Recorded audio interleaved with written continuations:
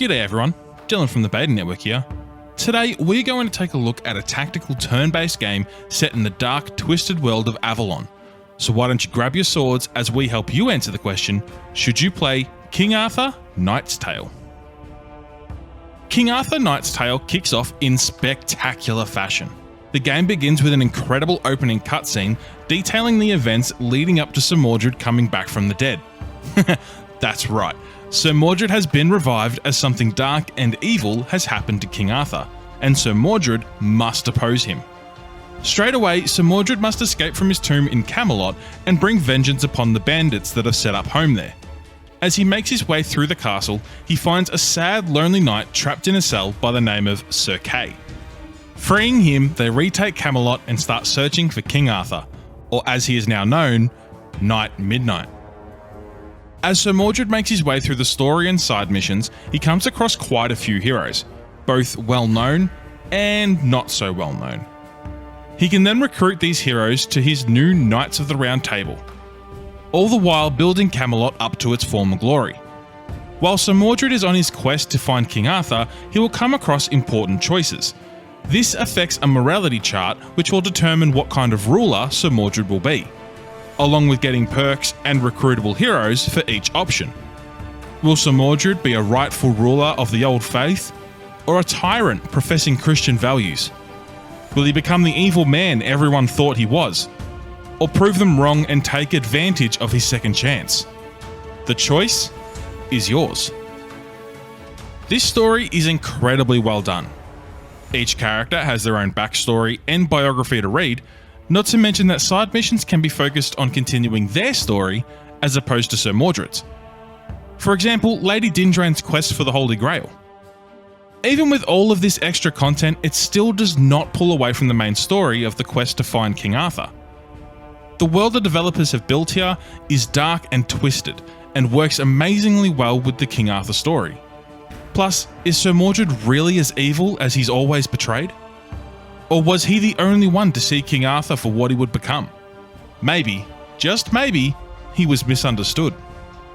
Before we continue, if you've enjoyed this review so far, be sure to hit that subscribe button and click on the notification bell, because we've got more reviews like this every single week.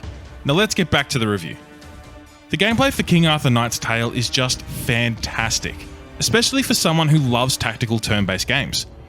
You have to maneuver around a small map, and once an encounter occurs, it transitions into that tactical playstyle. The tactics side of things is done incredibly well, making sure to shoot from behind cover to lessen incoming damage, facing the right direction to nullify flanking, opportunity attacks when moving out of an enemy's melee range, lining up 3 enemies to use an ability to take all 3 out at once. All of these tactics are very well done. Even though it may not be the most in-depth tactics game around, it doesn't need to be, as the simple things are done really well. Out of combat, however, there are a lot of loot options to find and plunder. Players will consistently run into shrines that they will be able to use to heal HP, vitality, regain armor points, and more. However, be aware that not all shrines bestow good things on your characters. So if your spellcraft is not high enough to tell what the shrine will bestow upon you, then it may be a good idea to leave it. Shrines are not the only things players will find. You will also find rubble, chests, and bodies, all of which give you coins and other goodies. The most important, however, will be the campfires. Resting at a campfire will give you one of 2 things. You can either heal the HP of your party, or regain lost armor points. It is important to note, however, it changes with difficulty. The harder the difficulty, the fewer HP and armor points you heal and replenish. Outside of the missions, there is still more to be aware of. Inside Camelot, you have to rebuild several buildings to return Camelot to its glory days.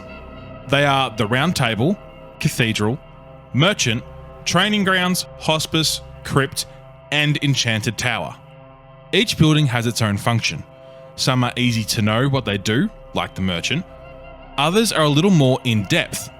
The Round Table allows Sir Mordred to elect knights for the Round Table. This increases their loyalty, as well as being able to select laws and decrees which add buffs.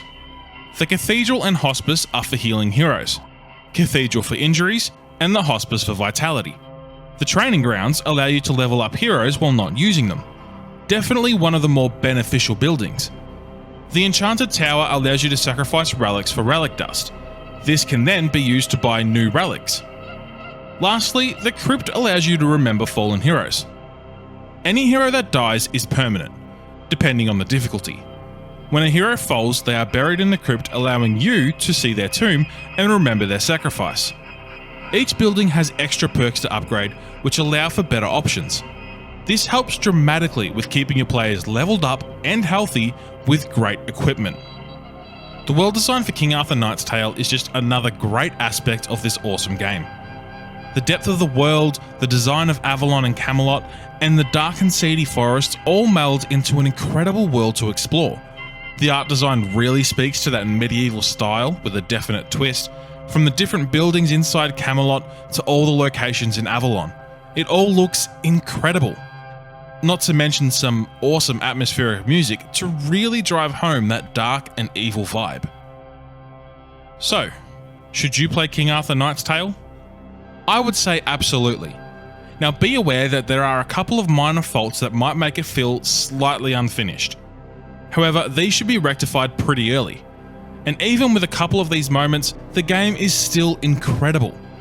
The story is in depth and detailed, the gameplay is incredibly fun and varied, and the world is built amazingly well with some great visuals in cutscenes and gameplay. Let us know your thoughts in the comments below. Do you agree with our review? What is your opinion on King Arthur Knight's Tale? And if you haven't already, head over to our website, thebetanetwork.net, for more gaming news and reviews.